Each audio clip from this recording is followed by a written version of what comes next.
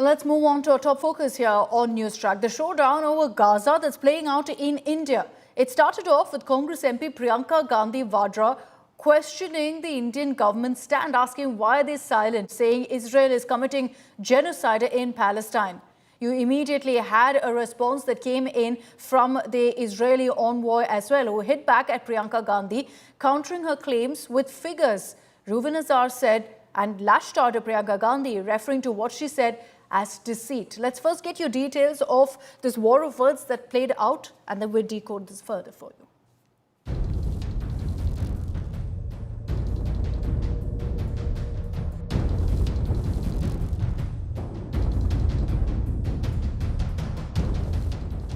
It is the biggest humanitarian crisis the world is currently seeing.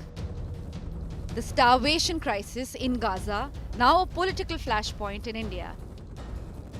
Congress MP from Wayanad, Priyanka Gandhi Vadra, took potshots at Israel and India over situation in Gaza. Priyanka Gandhi Vadra accused Israel of murdering over 60,000 people and termed government of India's silence shameful.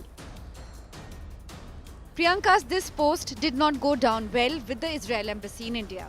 Reacting to Priyanka's post, Israel ambassador to India, Reuven Azar, also called her genocide remark shameful.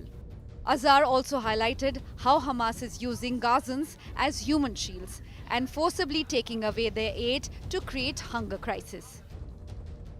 But it did not stop here. The Congress party condemned Israel ambassador's response and termed Modi government's silence as cowardice when it comes to speaking out on Israel's action.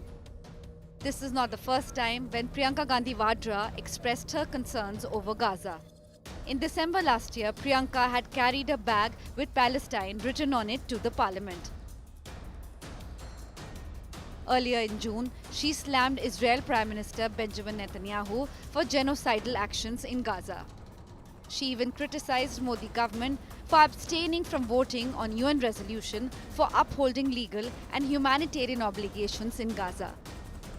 Will the Wayanad MPs face off with Israel spill onto the bilateral ties between New Delhi and Tel Aviv?